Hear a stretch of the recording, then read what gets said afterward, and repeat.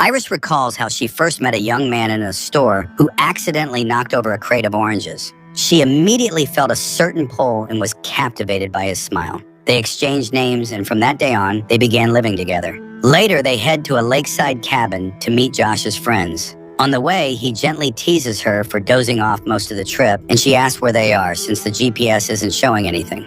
Soon, the couple arrives at a magnificent house surrounded by trees and flowers. The car announces their arrival, and the two thank it. They walk toward the house when Iris stops. The thing is, she believes Josh's friends don't really like her. She worries she might blurt out something foolish, which would reflect poorly on Josh. He urges her to calm down and not imagine problems where there are none, advising her to smile more often. They are greeted by Kat, who invites them inside, where their mutual friends, Eli and Patrick, as well as Kat's boyfriend Sergey, the owner of the house, are already settled. The host praises Iris's beauty, which he's seeing for the first time. She, in turn, admires his home. Later, Kat shows them where their room is, and Iris goes upstairs. She unpacks her belongings, failing to notice a folding knife lying among her dresses. She takes a shower, reminding herself that she has to look happy. Later at the table, Patrick once again tells the story of how he and Eli first met. He'd shown up at a carnival dressed as Dracula and accidentally stepped on the tail of a dinosaur, inside which Eli was hiding. Iris insists their experiences are truly exciting. After all, back when Josh was still a stranger to her, she looked at him and already knew she was prepared to do anything to make him happy. After dinner, Patrick asks Sergey what he does for a living, and Sergey jokes that he often has to get his hands dirty. Meanwhile, Kat tells Iris that Sergey is the perfect man, wealthy, smart, and married to a beautiful wife. As for Kat, she's just a pretty accessory who must do whatever he says. She clarifies that she doesn't actually dislike Iris. It's just that seeing her makes Kat feel replaceable. Iris doesn't understand her. At that moment, Eli turns on some music and pulls everyone out to dance. Iris notices Josh talking to Kat and leads him away. Later that night, she confesses she's happy to be there with him. However, he cuts her off, saying he wants to sleep. In the morning, Iris invites him to the lake, but Josh suggests she go alone while he takes a shower and has his coffee. Iris walks to the lake. Admiring the scenery, she slips her hand into her shorts pocket and finds the knife there. At that moment, Sergey calls out to her. Surprising him, she unexpectedly answers in his native Russian. He suggests they raise a toast to love, making Iris uneasy. She's about to head back to the house, but Sergey asks her to rub sunscreen onto his back and shoulders. As she does so, he suddenly embraces her, saying he's long wanted to have her because she was made for this. Iris begs him to let her go. Meanwhile, the friends are relaxing in the living room, reminiscing about their shared adventures. Suddenly, Iris comes in covered in blood, holding a knife. When they demand an explanation, she tries to clarify that Sergey tried to force himself on her. She asked him to stop, but he wouldn't listen. She pushed him away, causing him to fall and hit his head. When he came to, he grew furious and pinned Iris down. Then she remembered the knife. She couldn't allow Sergey to take her away from Josh because she loves him so much. At that point, Josh gives the command, sleep, and Iris shuts down. Later, Patrick ties her to a chair while Eli gives Kat some medicine and puts her to bed.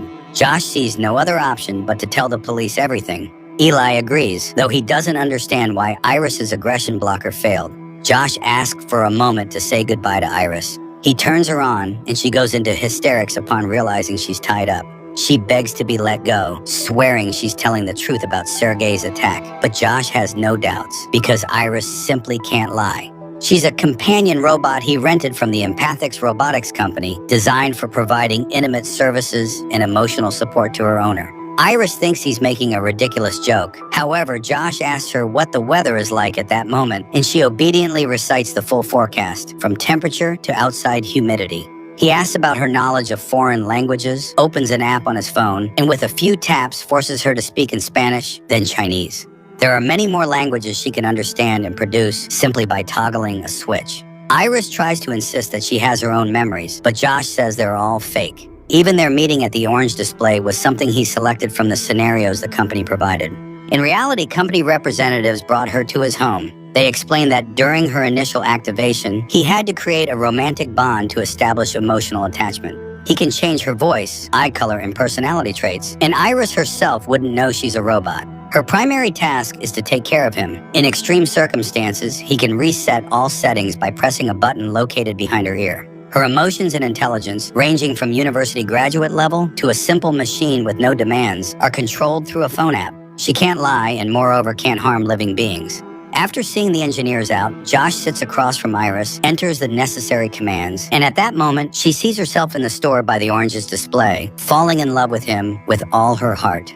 In the present, Iris doesn't understand him because she feels love, anger, guilt, sadness. She knows what pain is, but Josh explains that it's just part of her programming so that she seems realistic. Even her tears are just water that he pours into a special reservoir. Eventually, Iris believes him, but even if she isn't real, she's still his and wants to return home. Josh reminds her that she's killed someone, and now nothing will ever be the same. Kat then appears, insisting they shut Iris down. Josh steps away to talk, and while they argue, Iris notices the knife lying on the floor. Josh tries to convince Kat to give Iris a chance to learn the truth, pointing out all she's done for them and that he wants to say goodbye. Kat protests, calling Iris a piece of plastic.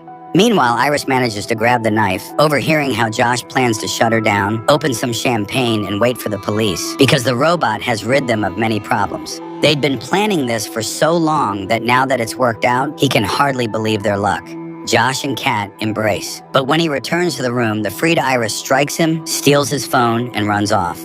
Eli and Patrick see her vanish into the woods. Later, Josh admits to his friends that he hacked Iris using a black market modification, raising her aggression level and disabling her built-in inability to harm living beings.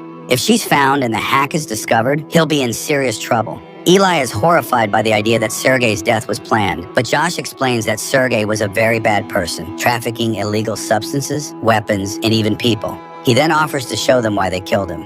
He leads Eli and Patrick into the house, where Kat opens a safe. Its code is Stalin's birthday, and shows them $12 million that they plan to steal. They invited the couple so they could serve as witnesses to a murder committed by Josh's companion. Eli wants the money split 4 ways, but the killers oppose giving any share to Eli's robot.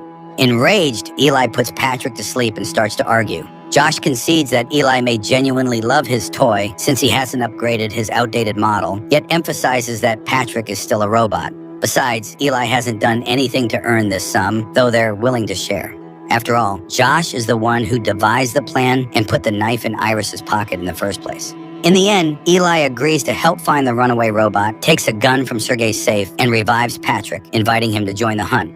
Meanwhile, Iris is studying Josh's phone program, changing her eye color and voice before raising her intelligence level to 100%, up from the previous 40%. Meanwhile, the group of pursuers splits up to find Iris, who is busy formulating a plan to save herself. She needs to get back to the house, clean up, and figure out her next steps. She considers heading for the main road to hitch a ride, but instantly realizes what a driver would think upon seeing her blood-stained dress, so hitchhiking won't work. Walking is no good either. By the time she covers hundreds of miles of rough terrain, Josh will be waiting at home and will kill her on sight.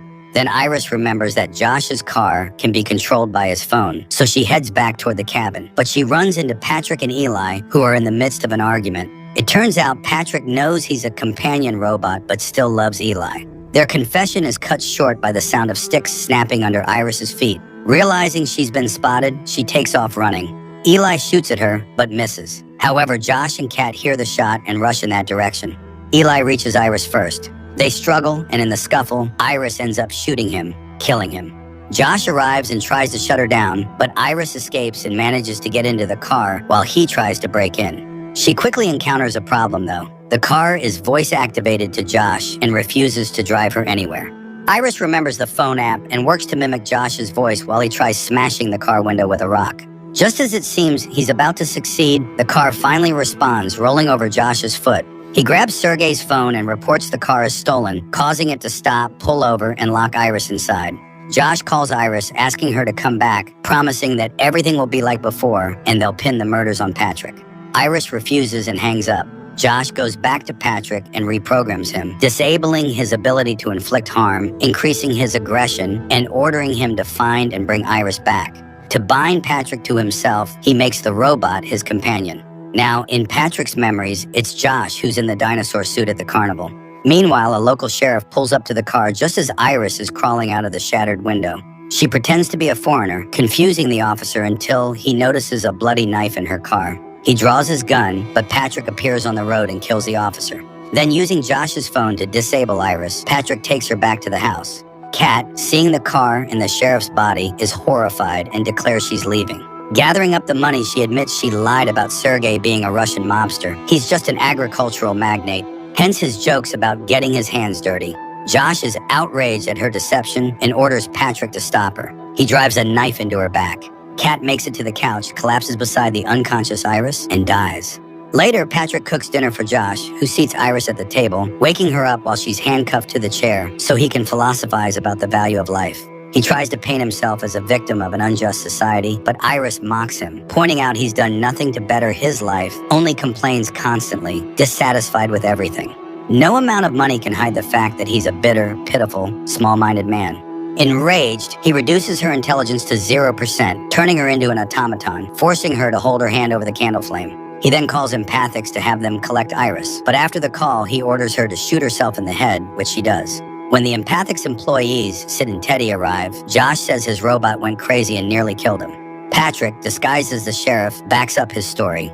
As the engineers gather up the robot's parts, they explain that these models record everything they experience, with the data stored in their abdominal area.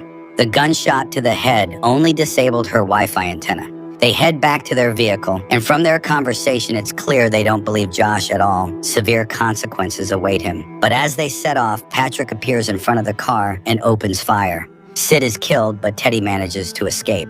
Meanwhile, Iris, placed in recovery mode, reactivates and runs after them. Patrick catches up to Teddy and is about to kill him, but then Iris arrives and reminds Patrick of his love for Eli. Suddenly, Patrick remembers his true partner and takes his own life with a stun gun. Meanwhile, Josh is stuffing all the money from the safe into a bag when he hears footsteps, thinking Patrick has returned. But it's Iris who appears, announcing that the grateful Teddy, for saving his life, gave her complete control over herself, freeing her from the app's commands. She's now free. Josh tries to attack her, but halts when he sees her gun. Iris explains she's come back to tell him he's no longer her master. This enrages him, and he lunges at her, managing to wrestle the gun away and forcing her to admit that he is everything to her. Then he's about to shoot her in the abdomen when she kills him with an electric skewer. The next morning, she takes a shower, peeling the burnt skin from her arm to reveal the metal construction beneath it. She then gathers the money and drives away.